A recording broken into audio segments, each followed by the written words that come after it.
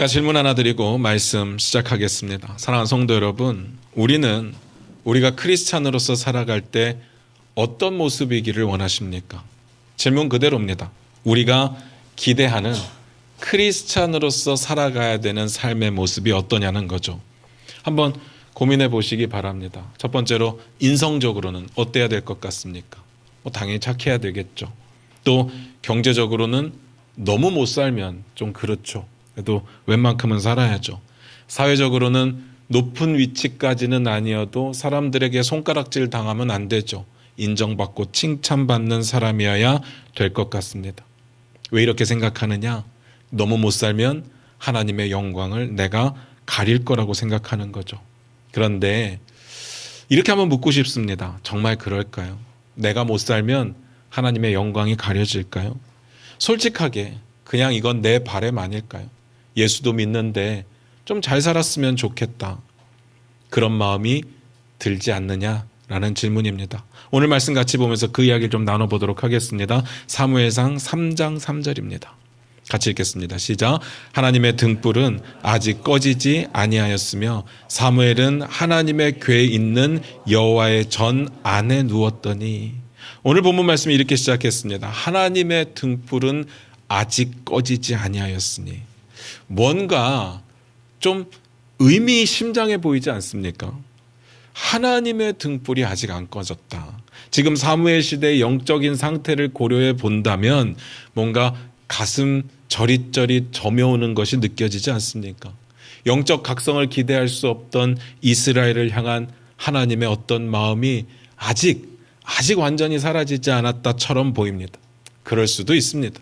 그렇게 보시는 분들도 계시더라고요. 다만 이 부분에서 정말 중요한 건 이렇게 말하는 것 중에 시간적인 의미가 들어있는데 그 시간적인 의미가 뭐냐는 거죠.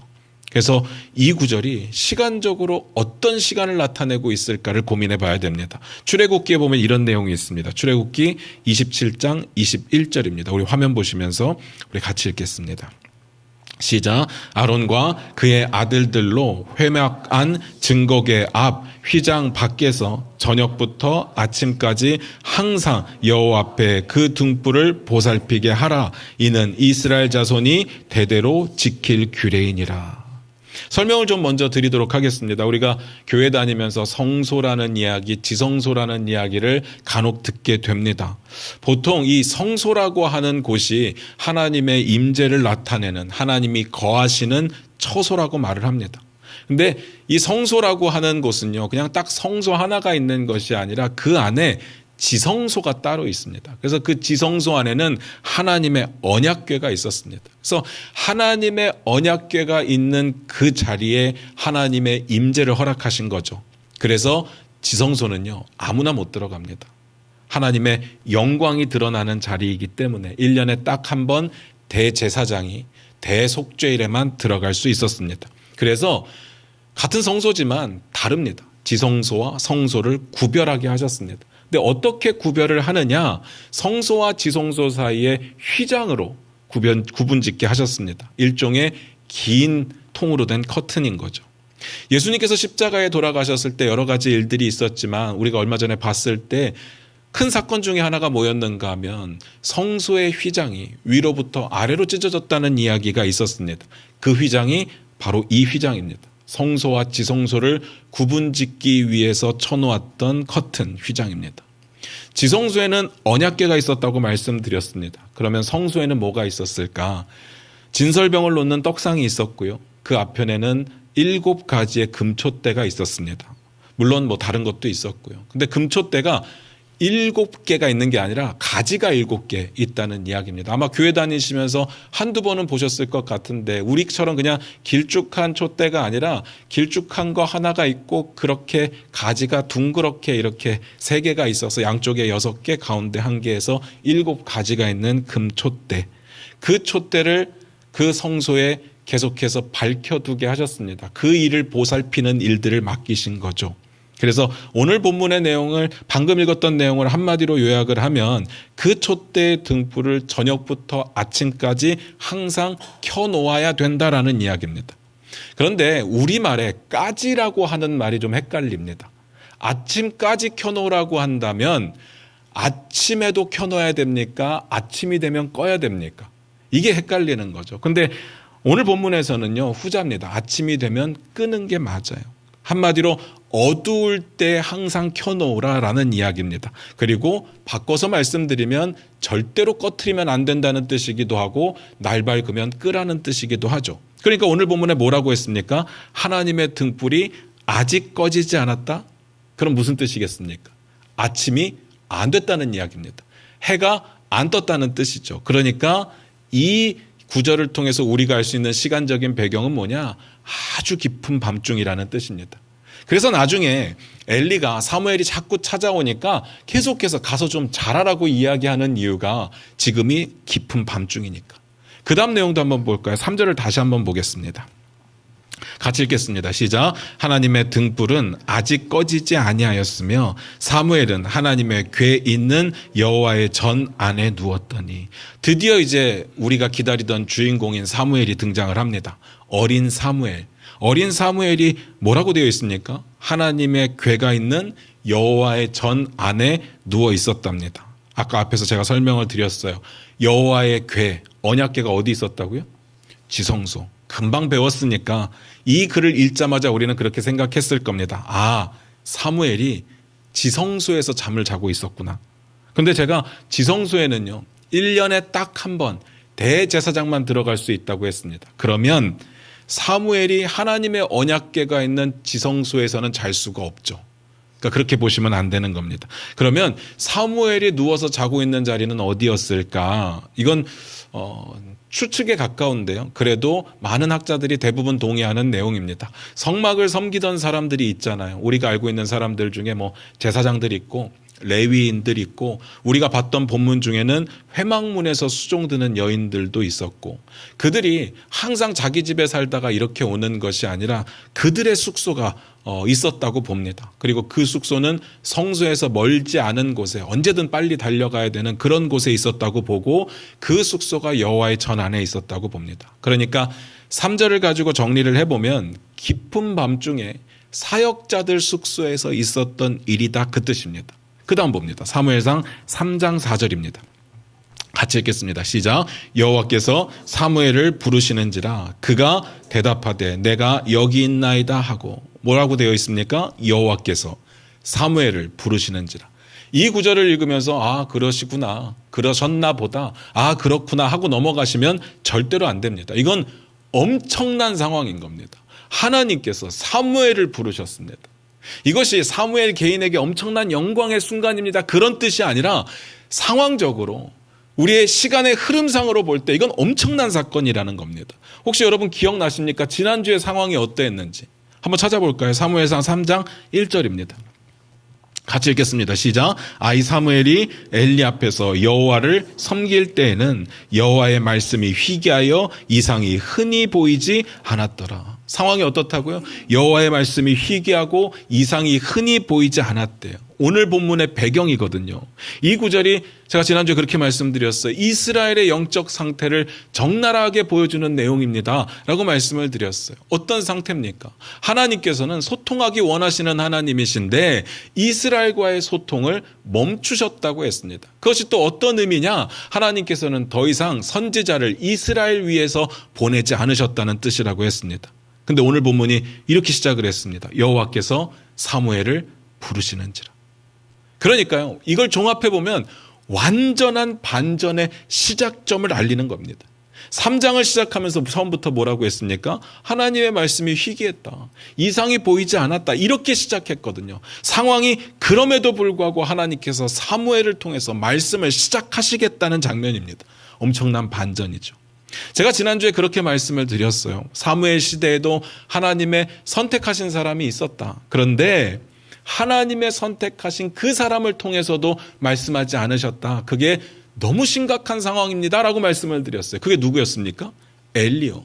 엘리가 제사장이기도 했지만 동시에 사사이기도 했다고 말씀을 드렸거든요. 사사가 있는데도 불구하고 하나님이 사사를 통해서 말씀하지 않으신다? 이건 솔직히 말씀드리면 버림받았다는 뜻입니다. 심각해요.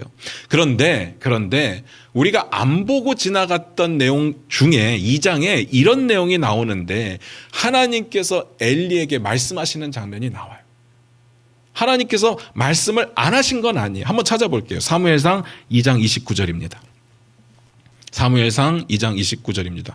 함께 읽겠습니다. 시작. 너희는 어찌하여 내가 내 처소에서 명령한 내 재물과 예물을 밟으며 내 아들들을 나보다 더 중히 여겨 내 백성 이스라엘이 드리는 가장 좋은 것으로 너희들을 살찌게 하느냐. 엘리에게요.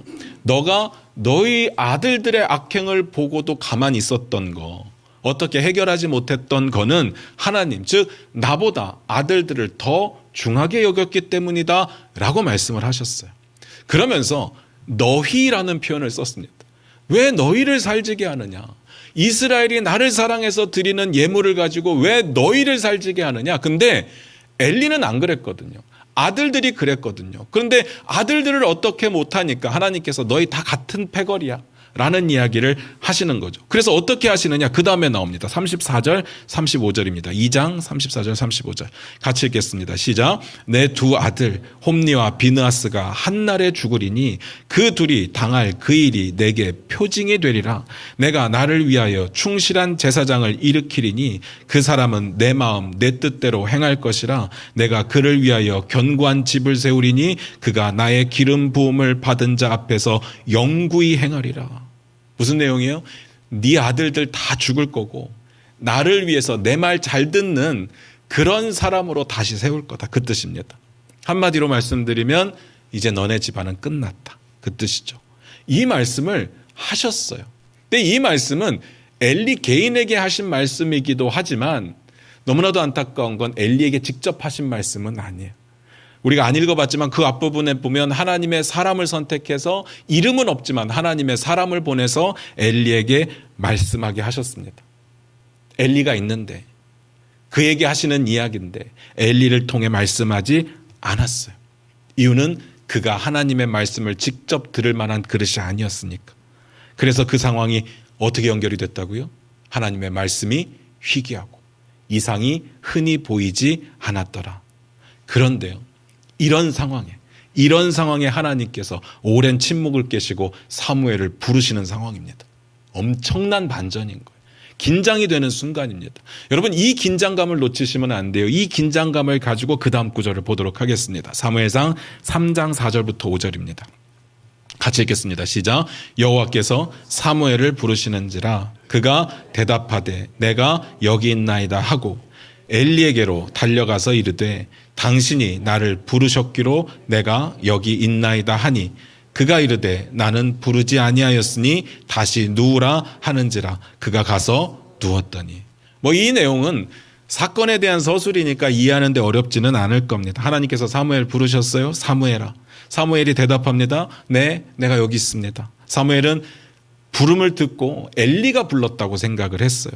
그런 일이 당연히 있었겠죠. 제가 지난주에 사무엘이 어떤 일을 했다고요? 대제사장의 심부름을 하는 사환이었을 가능성이 제일 크다고 했잖아요. 그러니까 그런 일이 많았으니까 당연히 대제사장에게 달려가죠. 당신이 불러서 왔습니다. 엘리가 대답을 합니다. 나 안 불렀는데 가서 자라. 왜요? 깊은 밤중이니까. 걔를 붙잡아 놓고 이야기할 시간이 없어요. 빨리 자야 됩니다. 그러니까 그가 다시 가서 누웠다고 되어 있습니다. 어렵지 않죠. 그 다음 봅니다. 사무엘상 3장 6절입니다. 같이 읽겠습니다. 시작.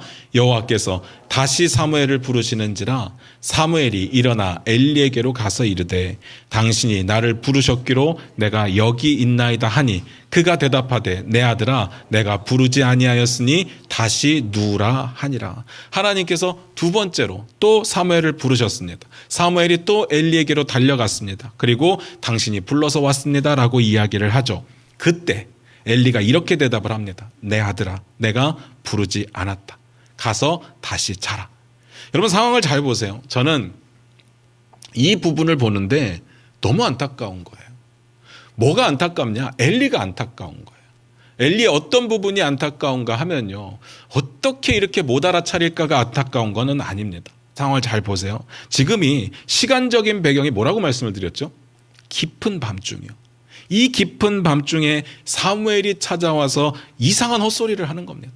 자꾸 안 불렀는데 불렀다고 이야기를 하는 거예요. 그러면 엘리 입장에서 볼 때 어떤 생각이 들까요? 야, 내가 너를 불렀다고? 나 안 불렀다니까. 너 왜 그래? 너 어디 아파? 너 어디 힘든 일 있어? 뭐 이렇게 나오는 게 정상적이지 않습니까? 여러분은 어떨 것 같아요? 여러분이 자고 있는데 옆집 애가 와서 저 불렀습니까? 이렇게 말하면 어떨 것 같습니까? 물론 뭐 친하게 지내던 애죠. 불렀습니까? 자꾸 나 내일 아침 일찍 일어나서 출근해야 되는데 자꾸 깨우는 거예요. 한 번으로 끝나지 않습니다. 두 번씩 깨우는 거예요. 어떨 것 같습니까? 계속 배를 누릅니다. 아저씨 저 부르셨어요? 아줌마 저 부르셨어요? 어떨 것 같아요? 이상하지 않습니까? 짜증이 날 수도 있고 아니면 섬뜩할 수도 있죠. 제가 뭐 이상한 걸 보나? 이상한 걸 듣나? 잘 생각해 보세요. 엘리와 사무엘의 관계가 뭐예요? 피 한 방울 섞이지 않은 남남입니다. 엘리에게는 아들들이 있어요. 홈니와 비느하스 아들들이 있고요. 이 사무엘은 자기가 키우고 싶어서 키우는 게 아니에요. 한나라는 여인이 지멋대로 기도하고 서원한 다음에 그 기도 응답을 받았다고 애를 갖다 놓고 간 거예요. 물론 그럴 만한 시스템이 있었을 거라고 제가 추측은 되지만 애를 받아서 키운다는 게 쉬운 일은 아니잖아요. 그런 아이가 깊은 밤중에 엘리의 잠을 방해하는 겁니다. 그것도 2번씩이나. 그리고요, 이 엘리가 대제사장이에요. 이스라엘 중에 가장 높은 사람이라고요. 근데 대제사장으로 끝나는 게 아니라 사사였습니다. 지금으로 따지면 왕과 대통령 같은 존재인데 어린아이가, 나하고 피 한 방울 안 섞인 어린아이가 심부름꾼 주제에 와서 계속 깨우는 겁니다. 어떨 것 같습니까? 근데 엘리의 반응이요.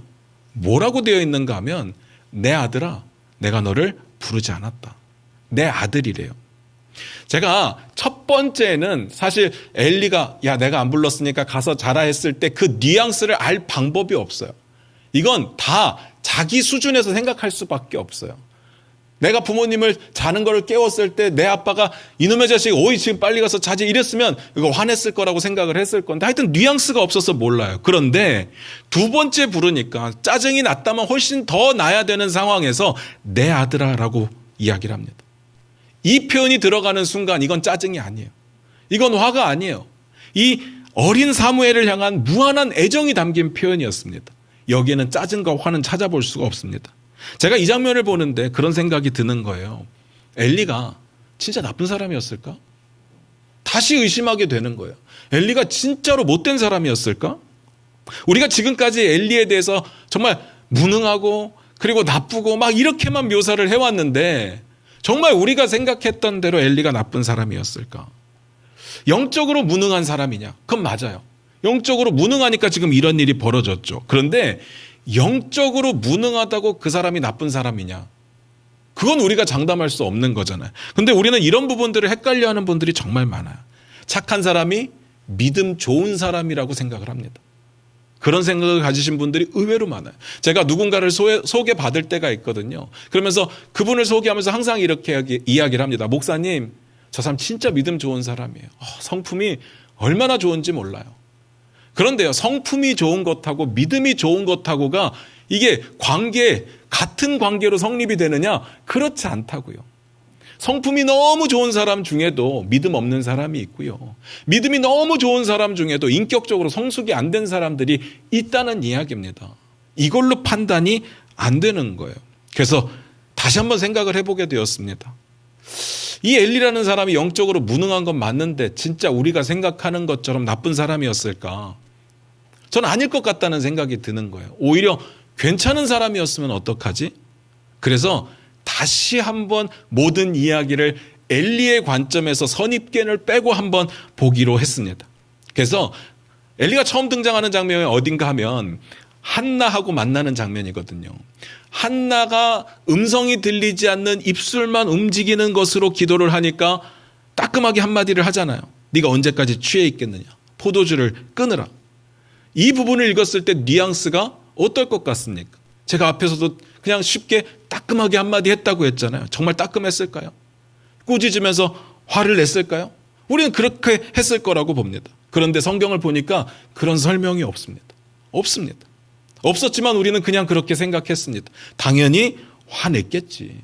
아니 성막 안에서 성소에서 술 취한 듯 있는 모습 보고 화냈겠지라고 생각을 한 거예요. 가끔 가다가 제가 성도님들께 전화를 드리거나 문자를 드려서 잠깐 뵐 수 있을까요? 라고 말을 할 때가 있습니다. 그러면 하나같이 불안해 하시는 거예요. 그러면서 하시는 이야기가 제가 뭘 잘못했나요? 라고 이야기를 해요. 신기하지 않습니까? 제가 정말 많은 분들에게 연락을 그렇게 해보면 정말 100명에게 전화를 하면 99명이 그래요. 딱 한 명. 지금까지 만난 중에 딱 한 명 빼고는 다 그렇게 반응을 하는 거예요. 제가 막 사람을 다그치고 혼내는 사람이 아니거든요. 그리고 목사가 뭐라고 성도를 막 혼냅니까? 말이 안 되잖아요. 그런데 보자고 하면 다들 그렇게 생각해요. 내가 뭘 잘못했지? 서목사가 왜 부르지? 우리가 이런 마음을 가지고 있다 보니까 엘리가 당연히 한나의 행동이 마음에 걸렸을 때 당연히 혼냈겠지. 그건 당연한 거지라고 생각을 한 겁니다. 따끔했겠지. 화냈겠지. 그런데요, 그런 내용이 성경에 없어요. 물론 아니라는 내용도 없습니다. 그래서 선입견을 빼자는 거예요. 그래서 이어지는 내용을 한번 볼게요. 한나가 그 이야기를 듣고 너 술 취한 거 아니냐, 술 끊으라 이야기를 듣고 억울해합니다. 그래서 나 술 마신 적 없습니다. 내 사정은 이러이러합니다. 너무 원통하고 답답합니다. 구구절절 이야기를 해요. 그때 바로 엘리가 어떻게 반응을 하느냐. 하나님이 네가 기도하여 구한 것을 이루어 주시기를 원한다. 그 이야기를 듣고 한나가 은혜를 받고 돌아갑니다. 그러니까 그 이야기가 가식적인 이야기가 아니라 진심으로 느껴졌다는 이야기겠죠. 제가 이 장면을 보면서 이 정도의 태세 전환이면 이 사람 너무 무서운 사람 아닐까. 방금 전까지 우리가 생각한 게 맞다면 화내고 막 무섭게 하던 사람이 그 사정의 이야기를 딱 듣자마자 갑자기 은혜로운 사람으로 바뀌어서 축복을 한다. 이 정도의 정신을 다룰 수 있는 사람이면 정말 무서운 사람이겠다는 생각이 드는 거예요. 그래서 여러분들께 한번 여쭤볼게요. 아직 뭐 결혼 안 하신 분도 있으시지만 결혼을 해서 아이를 낳고 아이를 키울 때가 있잖아요. 근데 아이가 항상 내 마음대로 되는 건 아니라서 혼낼 때가 있어요. 잘 안 혼내려고 하고 화 안 내려고 하는데 참다 화가 터질 때가 있습니다. 그래서 아이를 혼내잖아요. 근데 화를 내면서 혼내다 보면 기분이 더 나빠집니다. 화가 더 나요. 그래서 막 화를 내면서 혼내요. 내가 왜 이러지 싶지만 계속 화를 내요. 그러다가 아이가 울면서 이렇게 이야기를 하는 겁니다. 내가 그런 거 아니에요. 난 그런 뜻으로 한 게 아니에요. 그 이야기를 딱 듣는데 그 다음 여러분 어떻게 반응하십니까? 아, 그래? 내가 잘못 생각했나 보다. 아, 진짜 미안하다. 아빠를 용서해라. 아빠 다음부터 안 그럴게. 그러십니까? 민망하잖아요. 그러면요, 옛날 일 끄집어 와가지고 너 원래 그랬었다고 그러면서 혼내지 않습니까? 사람은요 다 그렇습니다. 왜 그렇습니까? 민망하니까. 창피하니까. 보통 사람이요 막 화를 내다가 자기가 틀렸다는 걸 알고 나서 바로 수긍하고 인정하는 사람이 많지 않다는 이야기입니다. 창피해서 안 돼요. 그런데요, 이 엘리라는 제사장이 바로 축복을 해요. 전 두 가지 가능성을 놓고 이야기를 할게요. 만약에 한나를 향해서 술 끊으라고 이야기한 것이 이게 애정 섞인 어떤 충고였다면 이건 자연스럽잖아요. 그러니까 술을 끊으라고 한 것도 애정 섞인 거고 상황을 들었고 더 마음이 움직여서 축복한 것도 이거는 대단한 사람이고, 만약에 진짜 우리가 그냥 선입견을 가지고 생각했던 것처럼 막 화를 내다가 자기가 틀렸다는 걸 딱 알자마자 바로 인정하고 그를 축복한다? 그 마음과 정신과 그 감정을 다 다스릴 수 있는 사람이라면 이것도 대단한 거고 너무 대단한 사람인 것 같은 거예요. 그래서 엘리가 진짜 이상한 사람이었을까? 진짜 나쁜 사람이었을까? 잘 모르겠습니다. 그래서 또 하나 보니까 그 다음 내용이 뭔가 하면 자기 아들들이 잘못한 걸 알게 돼요. 그래서 아들들에게 아무 말 안 한 게 아니에요. 분명히 하나님께서 싫어하신다. 하나님께 죄 짓는 거다 알려줍니다. 그런데 아들들이 안 들어요. 왜 안 들었을까요? 왜 안 들었을까? 이유는 안 나와 있어 모르겠습니다. 그런데 엘리가 아들들에게 말했던 그 내용이 뭔가 거역할 수 없는 무서운 명령은 아니었던 것 같아요. 우리가 쉽게 표현하는 추상 같은 명령은 아니었던 것 같아요. 오죽하면 하나님께서 이렇게 말씀하셨겠어요. 너가 나보다 아들들을 더 중히 여겼다. 이 마음을 가지고 이야기를 하니까 말은 하나님이 싫어하신다라고 말을 하지만 그 마음 가운데는 아들들을 향한 사랑이 가득 차 있었다는 이야기입니다. 그래서 엘리를 보니까 신앙적인 건 아까도 말씀드렸듯이 안 좋지만 꽤 괜찮은 사람이었겠구나.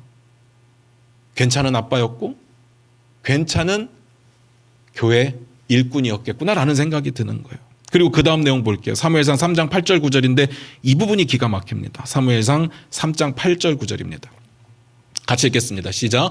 여호와께서 세 번째 사무엘을 부르시는지라 그가 일어나 엘리에게로 가서 이르되 당신이 나를 부르셨기로 내가 여기 있나이다 하니 엘리가 여호와께서 이 아이를 부르신 줄을 깨닫고 엘리가 사무엘에게 이르되 가서 누웠다가 그가 너를 부르시거든 내가 말하기를 여호와여 말씀하옵소서 주의 종이 듣겠나이다 하라 하니 이에 사무엘이 가서 자기 처소에 누우니라.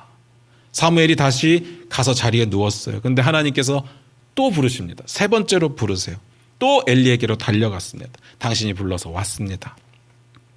엘리가 화내는 사람 아니라고 말씀은 드렸어요. 그때 엘리가 어떻게 했대요? 성경 이렇게 묘사하고 있습니다. 여호와께서 이 아이를 부르신 줄을 깨닫고 이 아이를 부르신 줄을 알았답니다. 아, 영적으로 깨어있구나 그런 이야기는 아닙니다. 한번 상상해 보세요. 이게 엘리에게 어떤 의미로 다가왔을까? 한번 상상을 해보세요. 엘리는요 이미 하나님의 뜻을 들어서 알고 있습니다. 어떤 뜻이요? 너 아들들이 다 죽을 거고 나를 위해서 말 잘 듣는 새로운 사람을 세울 거다. 그런데 이 시대는 하나님이 말씀하지 않으시고 하나님의 말씀이 희귀하고 이상이 더 이상 보이지 않던 시대인데 어린 사무엘에게 계속 찾아와서 부르신다? 이 어떤 느낌일까요? 당연히 자기 집안을 대신해서 세워질 그 사람이 얘겠구나 싶지 않겠습니까? 사무엘이겠구나. 사무엘이 그 사람이겠구나. 이런 연결은 뭐 아무리 천재가 아니어도 이 정도는 기본적으로 다 연결이 되는 부분입니다. 하나님이 아무나 부르시는 건 아니니까. 여러분 같으면 어떻게 하시겠어요? 내가 버림받았고 어디서 온 아이인지도 모른 저 아이가 나 대신에 하나님의 큰 일을 하게 될 사람이야 라는 생각이 들었을 때 어떻게 하시겠습니까? 솔직히 저 같으면요 이렇게 할 것 같아요. 그냥 모르는 척하고 가서 자라. 그리고 또 들리면 내가 부른 거 절대로 아니니까 그냥 자라. 너 헛거 듣는 거야. 이렇게 이야기를 할 것 같아요. 아니면 제가 컨디션이 굉장히 좋다고 한다면 그 자리에 엎드려서 하나님 앞에 살려달라고 기도를 하겠죠. 그런데 엘리가 어떻게 하는지 보세요. 엘리가 사무엘에게 친절하게 알려줍니다. 또 그런 일이 있으면 그거 하나님께서 부르시는 거니까 이렇게 말하라. 여호와여 말씀하옵소서 주의 종이 듣겠습니다 하래요.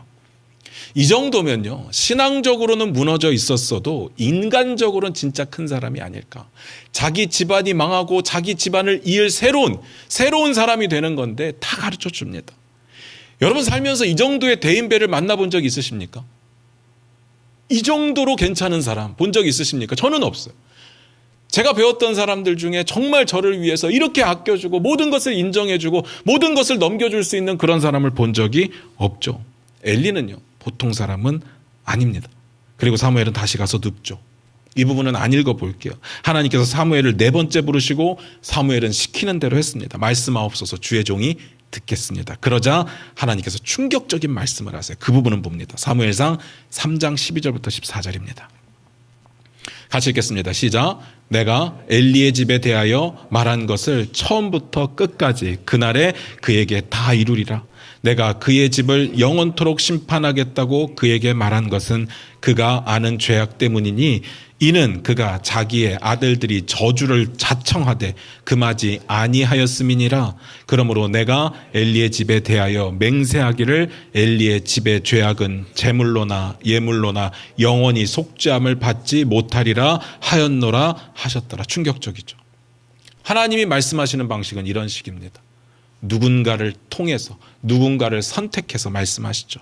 그래서 어린 사무엘이잖아요. 어린 아이가 듣기에도 이건 보통 이야기는 아니고 이 이야기를 엘리에게 전하면 안 되겠다는 생각이 들었어요. 근데 엘리가 너무 많이 궁금해합니다. 꼭 이야기하라고 하니까 어쩔 수 없이 다 말합니다.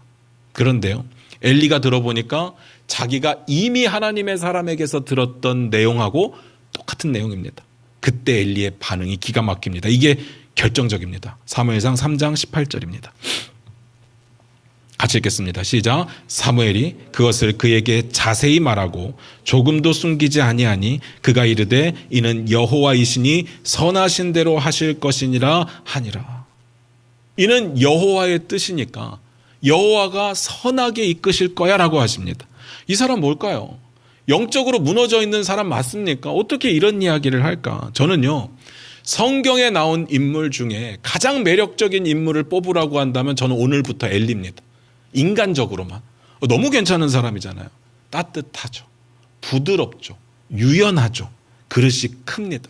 상황 판단이 잘 돼요. 자기 일에 경험이 많습니다. 게다가 마치 하나님께 다 맡기는 사람처럼 보여요. 그런데 이게 문제인 거예요. 하나님께 다 맡기는 게 아닌 거예요. 하나님께 맡긴다는 건 하나님의 섭리를 믿고 하나님의 뜻을 따라 순종하는 게 맡기는 거예요. 근데 이 사람이 하는 건요, 하나님의 뜻이 있으니까 난 모르겠다. 어차피 난 끝났다. 하나님이 선하신 대로 하실 거다. 포기하는 겁니다. 그러니까 하나님께 맡기는 것과 하나님께 맡긴다고 난 아무것도 안 하는 것과는 완전히 다르다는 것을 우리가 이해해야 됩니다. 그래서 안타깝죠. 너무 좋은 사람인데, 인간적으로나 세상적으로나 너무 좋은 사람인데 하나님을 믿는 믿음이 없어요. 엘리는 좋은 사람이었지만 좋은 제사장은 아니었습니다. 엘리는 분명히 좋은 사람인데 좋은 사사는 아니었습니다. 이게 엘리의 치명적인 단점이에요. 그런데 이 단점이 그의 모든 장점보다 훨씬 더 큽니다. 100가지 좋은 점이 있어도 이 단점 하나가 엘리를 죽게 만들고 하나님께 버림받게 만든 거죠. 그래서 결론입니다. 우리가 이 부분을 좀 고민해 봐야 될 것 같습니다. 자, 이렇게 질문 드리고 싶어요. 우리는 사람들이 칭찬하는 좋은 사람이 되고 싶습니까? 칭찬받는 좋은 사람이라고 하는 것에는 여러 가지 이유가 있어요. 뭐 성격적으로, 성품적으로, 경제적으로, 사회적 지위적으로. 그런 사람이 되고 싶습니까? 아니면 좀 미움을 받더라도 하나님이 인정해 주시는 하나님의 좋은 백성이 되고 싶습니까? 여러분들이 자녀들을 키우실 때 여러분들의 자녀가 하나님께 칭찬받는 좋은 자녀가 되기를 원하십니까? 아니면 세상 사람들이 인정하는 좋은 자녀가 되기를 원하십니까? 솔직히 고민해 보자고요. 우리는 습관적으로 말을 이렇게 합니다. 우리는 하나님의 영광을 위해서 살 겁니다. 내 자녀도 하나님께 영광만 잘 돌리면 됩니다. 그런데 자세히 보면 아니에요. 아닙니다. 목숨 거는 것 같아요. 세상에서 인정받기 위해서 최선을 다하는 것 같아요. 그러면서 뭐라고 그러는 줄 아세요? 내가 잘 살아야 하나님께 영광이 된대요. 내 자식이 좋은 대학 들어가고 좋은 직장 취직해야 하나님께 영광 돌릴 수 있대요. 말은 진짜 그럴듯하잖아요. 그리고 그럴 수 있습니다. 하나님을 진짜 잘 믿는 사람이 공부도 열심히 해서 좋은 대학 가고 하는 일도 잘 돼서 정말 성공한다면 하나님께 영광이 될 수 있죠. 사람들이 하나님을 그 사람을 통해서 볼 수 있죠. 그런데 우리 마음이 진짜 그러냐? 정말 그 마음이냐? 그건 저는 모르고요. 여러분과 하나님과 관계 속에서만 알 수 있는 일이죠. 그냥 생각해보면 내가 잘 살고 싶었던 게 아니었을까? 말씀 마무리 지을게요. 사람들에게 선하게 대하고 사람들에게 칭찬받는 거, 사람들에게 인정받는 거 진짜 중요합니다. 그런데 그게 꼭 믿음은 아닙니다. 솔직히 그것 때문에 우리가 전도 못하고 머뭇거릴 때 많지 않습니까? 나하고 좋은 관계가 있는데, 좋은 관계에 좋은 친구가 있는데, 지금까지는 예수님 이야기 안에서 관계를 유지할 수 있었는데 내가 예수 이야기하는 순간에 관계가 끊어질 게 분명하고 저 사람이 나를 어떻게 생각하게 될지 아무도 장담할 수가 없는 거죠. 나 그렇게 광신자는 아닌데 교회 미친 사람으로 생각할까 봐 머뭇거리는 거 많지 않습니까? 믿음이 뭘까를 한번 생각해 보시기 바랍니다. 하나님 앞에서 잘 사는 거, 크리스찬으로서 잘 사는 거, 그게 뭘까요? 가장 먼저 하나님을 높이는 거고, 그리고 하나님 때문에 선을 행하는 거, 그게 믿음인 거예요. 하나님 때문에 좋은 일을 하는 겁니다. 그러다 보면 칭찬도 받습니다. 뭐 그건 어쩔 수 없는 일이죠. 그런데 항상 칭찬만 받는 것이 아니라 핍박도 있고 박해도 있고 미움도 받을 수 있습니다. 근데 우린 그거는 싫잖아요. 칭찬만 받고 싶은 거잖아요. 그게 우리가 착각하는 좋은 믿음의 사람이라는 카테고리라는 겁니다. 이번에 제가 캄보디아에 다녀왔어요. 캄보디아 상황을 여러 번 설명드렸지만 또 한 번 말씀을 드리면 저희가 사역하는 교회, 같이 사역하는 교회 중에 하나가 생명나무 교회인데 그 담당 사역자가 키우탑니다. 그리고 그의 아들이 메아까라라는 청년이 하나 있어요. 이 친구가 우리로 따지면 영재입니다. 2년을 월반을 했어요. 공부를 잘해서. 그리고 작년에 이제 의대를 가겠다고 시험을 봤었는데 떨어졌어요.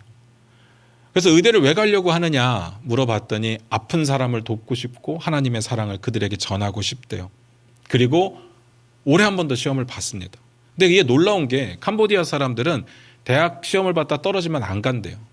웬 재수라는 게 없다는 거죠. 왜냐하면 너무 가난하고 가정도 먹여 살려야 되는 나이가 됐는데 내가 공부만 하고 있을 수는 없으니까. 근데 1년을 더 한 거예요. 시험을 보겠다는 이야기를 들었습니다.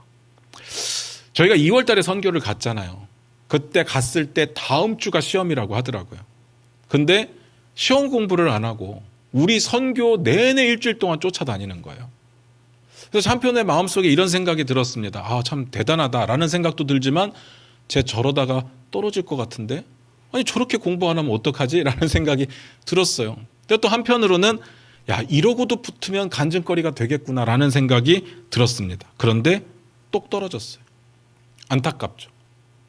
근데 저희가 2월 달에 이제 선교를 가면서 돈을 좀 가지고 간 게 있어요. 그 돈이 뭔가 하면 제가 이제 CBMC라고 하는 곳에서 세수원 지회의 어떤 지도 목사격으로 있어요. CBMC가 뭐냐면 사업하시는 분들의 모임이에요. 거기서 이제 복음을 위해서 좀 교제도 나누고 좋은 일들을 하는 그런 곳인데 제가 이제 선교를 간다고 했더니 돈을 좀 모아서 봉투를 주시는데 그 봉투를 그냥 아무 생각 없이 받았어요. 그리고 집에 와서 세보니까 2,000불인 거예요. 265만 원, 1,998불인가 이렇게 되더라고요. 엄청 큰 돈이잖아요.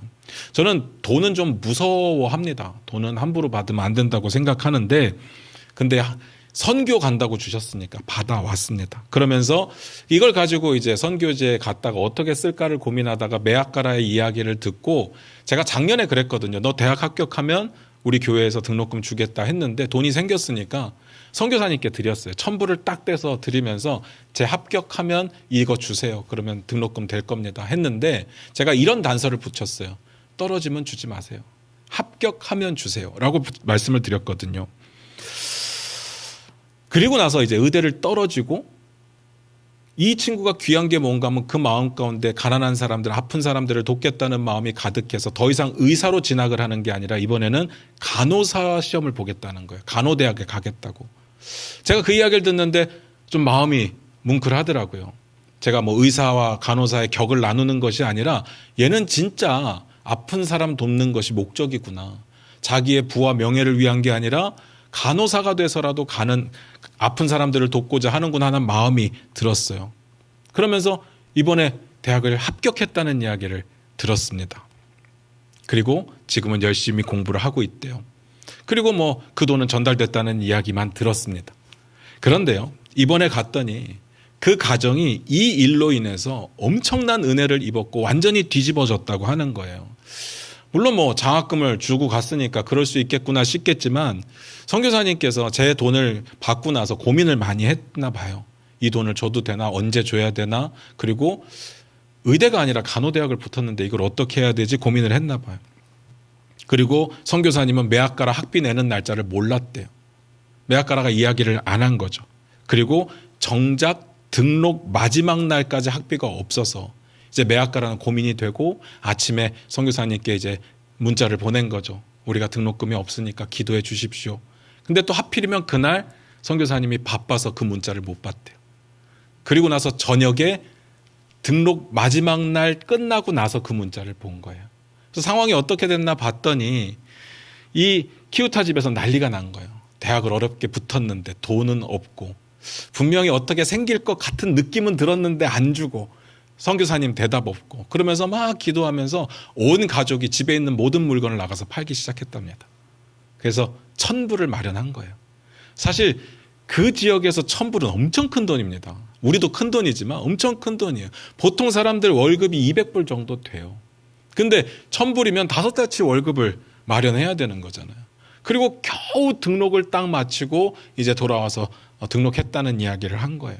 그래서 선교사님이 그 상황을 이제 나중에 알게 되고 마음이 너무 아프고 또 기특하기도 하고 그래서 제가 장학금을 놓고 간 것을 이야기하고 전달을 했다는 거예요. 근데 그 이야기를 듣는데 저는 좀 마음이 그렇더라고요. 저 같았으면 진작 주시지. 왜 이걸 나중에 주시나 그런 서운한 마음도 들겠지만 이 집은 완전히 뒤집어진 거예요. 아, 하나님이 미리 예비해 두셨는데 우리가 몰랐구나. 우리만 몰랐구나. 그러면서 막 울고 불고 난리가 난 거죠. 그리고 나서 제가 이제 이번에 비전 트립을 갔잖아요. 갔는데 뭐 선교사님 만날 때는 잘 몰랐는데 이제 그 리더들을 만나는 자리에 갔더니 계속 저에게 감사하다는 이야기를 하는 거예요. 고맙다. 서목사님 때문에 등록금이 해결됐고 대학을 갈 수 있었고 우리는 하나님의 살아계심을 받고 뭐 계속 이야기를 하는 거예요. 그래서 이제 저에게도 이야기하라는 시간을 주셔서 제가 그렇게 말을 했습니다. 저는 감사를 받을 자격이 없습니다. 칭찬을 받을 자격도 없습니다. 제가 피땀 흘려서 번 돈이 아니잖아요. 저는 그냥 유통을 한 거예요. 누가 주신 거를 가지고 이렇게 전달을 드린 거예요. 그리고 제가 자격이 없다는 게 저는 그렇게 착한 사람이 아니에요. 이 돈을 만약에 저한테 주셨으면 저는 1,000불 떼서 못 줍니다. 그렇잖아요. 2,000불 저도 지금 돈이 없어 죽겠는데 2,000불 엄청 큰 돈인데 거기에 반을 떼서 애 등록금 하라고 지금 우리 애 등록금도 못 해갖고 국가 장학금 대여 받아가지고 겨우 하고 있는데 어떻게 남의 애한테 줍니까? 그런 마음이 있었는데 이게 저한테 준 게 아니라 선교에 쓰라고 준 거기 때문에 그냥 받아서 어쩔 수 없이 어디에 쓸까 보다가 필요하다니까 전달을 한 거거든요. 제가 감사를 받고 칭찬을 받을 그런 게 아닙니다. 그리고 CBMC에서 그 돈을 주셨을 때 되게 부담스러워요. 그분들은 순수한 마음으로 주셨겠죠. 근데 액수가 작은 금액이 아니잖아요. 이걸 받으면 왠지 제가 을이 될 것 같고 그분들 앞에서 시키는 거 다 해야 될 것 같은 어떤 그런 마음이 드는 거예요. 그래서 무거운 마음뿐이었어요. 그런데 가니까 계속 감사하다는 이야기를 하고 제 칭찬을 계속 하는 거예요.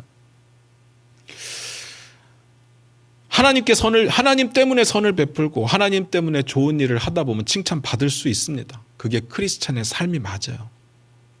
그리고 크리스찬의 칭찬이라는 건 이런 거죠.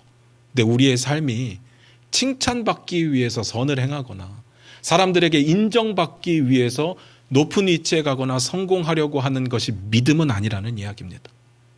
내 마음이 말은 하나님께 영광 돌리기 위해서입니다라고 이야기를 하고 내 삶을 열심히 사는 게 정말 그게 진짜인지 가짜인지를 어떻게 알 수 있느냐 고민을 해봤는데 진짜로 하나님께 영광 돌리기 위해서 내 삶이 잘 되기를 바란다면 그래서 잘된 후에 하나님이 영광을 받으셔야 돼요. 내가 칭찬받거나 내가 영광 받으면 안 됩니다. 무슨 말인지 아시겠습니까? 사람들이 칭찬할 수는 있어요. 그건 그들의 자유죠. 근데 칭찬을 받는다고 이야기를 하잖아요. 안 받아야 되는 거예요. 받지 않는 게 맞는 겁니다. 그런데 묘하게 사람의 감정이라는 것이 좋은 말을 계속 듣다 보면 그게 익숙해집니다. 당연해지기 시작해요. 그러면서 사람들이 그런 일들을 통해서 집중하고 나를 높이는 것에 만족하게 되고요. 그러지 않으면 서운해진다는 이야기입니다. 이건 하나님의 영광을 위한 게 아니에요. 내가 잘 살게 되고 내가 잘 되고 사람들에게 인정받는 이 상황에 내가 즐거워하고 누리고 있다면 하나님의 영광이 드러나지 않고 하나님께 집중이 되지 않고 있다면 그건 하나님을 위한 믿음의 모습은 아니라는 겁니다. 그런데 하나님이 영광 받으시고 하나님이 집중되는 마음이 우리 가운데 있다면 어떻게 나타나느냐? 다 돌려드릴 수밖에 없습니다. 영광도 하나님께 돌려드리고 내가 얻은 유익도 하나님께 돌려드리고 물론 그 은혜 가운데 하나님의 허락하신 유익 가운데 내 삶이 변하고 유익을 누릴 수 있는 상황들은 있겠지만 하나님이 뜻하시는 일을 위해서 내 삶의 에너지와 시간과 물질을 드릴 수밖에 없는 것이 하나님께 영광 돌리는 자의 삶이라는 이야기입니다. 그게 없는데 솔직히 내 마음속에서는 내가 잘 되고 싶고 내가 사람들에게 인정받고 싶으면서 교회에서 그렇게 배웠기 때문에 하나님의 영광을 위한 거라고 이야기를 한다면 엘리와 별반 다르지 않은 모습이라는 생각이 드는 거예요. 엘리는요 진짜 괜찮은 사람입니다. 그냥 나쁜 사람이라고 배웠기 때문에 나쁜 거지 그의 행동 하나하나 그의 말 하나하나를 보면 꽤 괜찮은 사람이에요. 인격적으로 성숙한 사람입니다. 좋은 이야기를 할 수 있는 사람이에요. 말 한마디로 사람들이 얼마나 많은 상처를 받는데 이 사람의 말 한마디로 어떤 여인은 은혜를 누리고 위로를 누리고 돌아가요. 아들들도 사랑을 누립니다. 할 수 있는 일들을 다 하는 사람이에요. 근데 믿음이 없어요. 그 수만 가지를 가져도 사람들에게 엄청난 칭찬과 인정을 받아도 믿음이 없으면 헛겁니다. 하나님의 버림을 받는다는 거예요. 그래서 우리가 고민을 해봐야 됩니다. 내가 열심히 살려고 하는 게 진짜 하나님께 영광이냐? 그러면 이렇게 생각해 보면 간단합니다. 하나님께 영광을 위한 거라면 그 이후에 생기는 어떤 유익도 다 하나님께 드릴 수 있느냐? 그러면 맞습니다. 그럼 맞아요. 근데 아니라면, 그게 아니라면 그건 어쩌면 우리의 거짓된 마음일 가능성이 크다는 이야기입니다. 제발 하나님을 바라보고 나아가는 저와 여러분이 되셨으면 좋겠습니다. 기도하겠습니다.